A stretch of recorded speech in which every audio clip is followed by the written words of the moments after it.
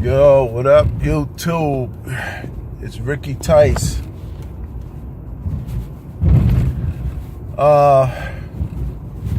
It's like 1:38 in the morning, December 22nd. Just came from the city, dropping off. I had to pick up my nephew and shit. Came home from. He's on this Christmas exodus from basic training, so I picked him up from the bus station in Manhattan. Now, he experienced a lot of things that he never experienced before. Wearing that Army uniform, you get a lot of respect. I mean, a lot of respect, a lot of attention.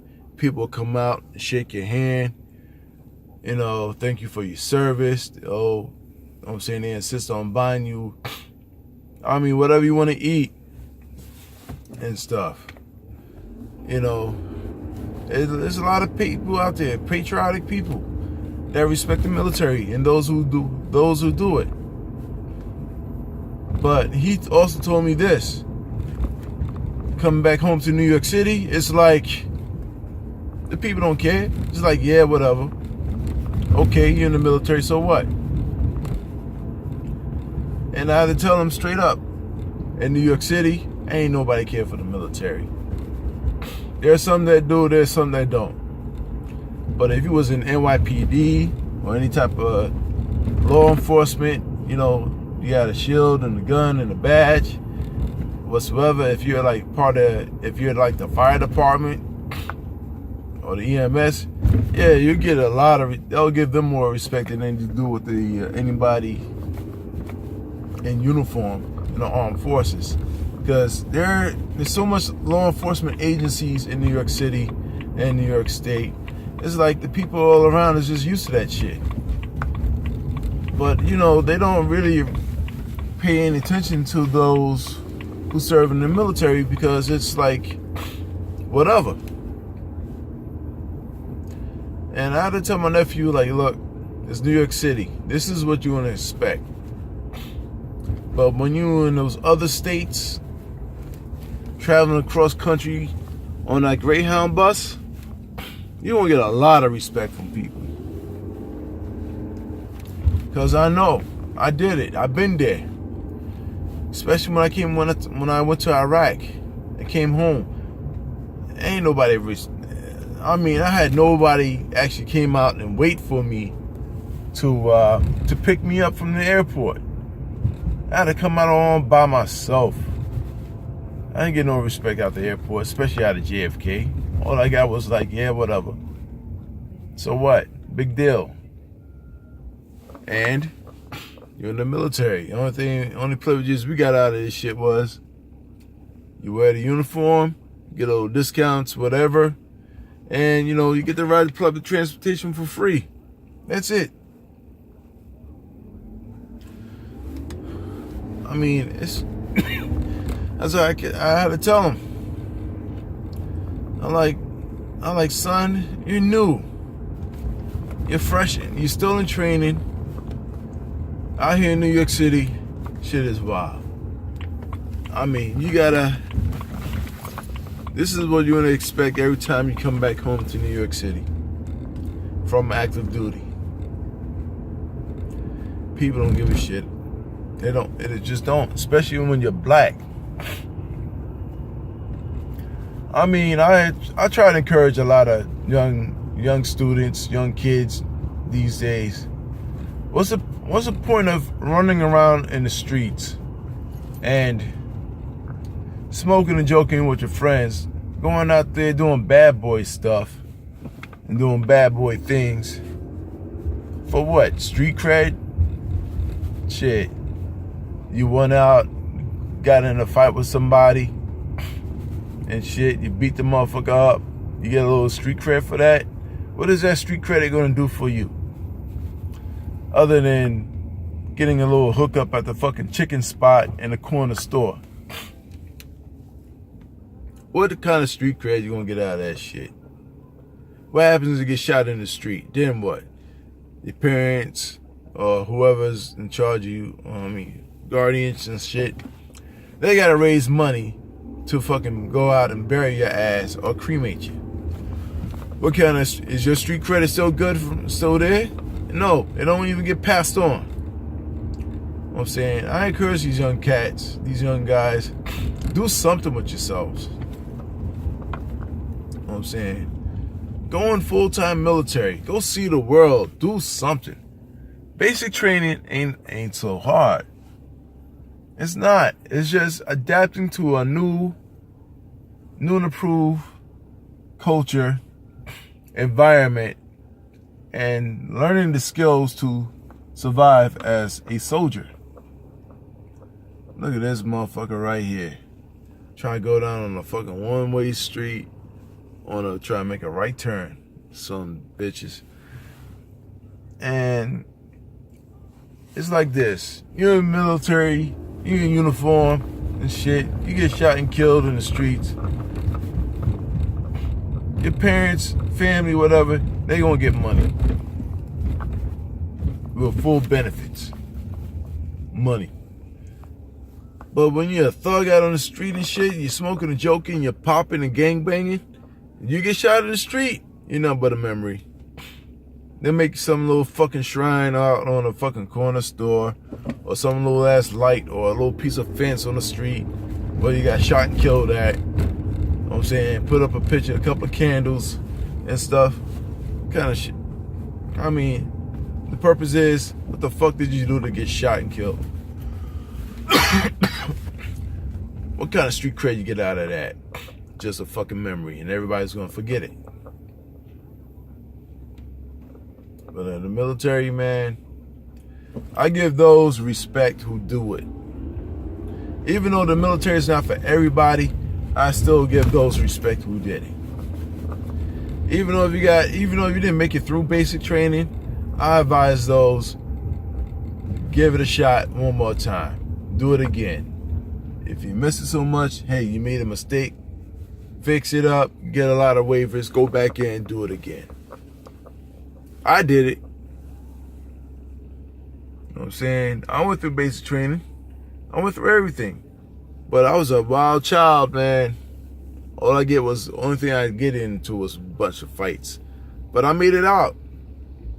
I missed it so much, I went right back in after my contract was up. I was like, shit. Couldn't do it no more, man. I was like, yo, I'm still in it. That's how I be telling these young cats of today. If you don't want to go to college, you don't want to take up a trade school or some type of trade, go in the military. Go in the military. Coast Guard, good job, nice job to have. That's a federal job, straight up. You know what I'm saying? Guaranteed a job in the federal law enforcement. Go in the Air Force. Training is a little easier, but it's much better. Go into the Navy. Go see the world. Get on a fucking ship. Go everywhere. Go places you never even been to. And pretty much, it don't require a passport. You're in the United States you're in the United States Navy. You could go go see the world. I wish I had the opportunity. Man, but they don't take in-prior service. I would love to join the Navy. I would have been all over the damn place. I'm saying, join the Marines. Same thing. Go see the world. Join the military. Join the Army. Go see the world. One thing I like about the Army is like this. You got full-time Army. You got Army Reserves. And also you got the Army National Guard. And that National Guard is a state job. You work for the state. Any state you choose to work in. Or whatever state you're from. I'm saying, you get the chance of doing stuff. Service your community. Work with people. Do a natural disaster release.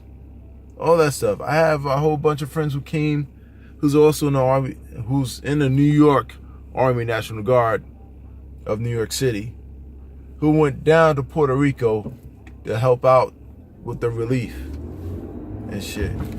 I give my brothers and sisters who did it a lot of credit for that one, because bravo, y'all made your sacrifices to leave your families behind and to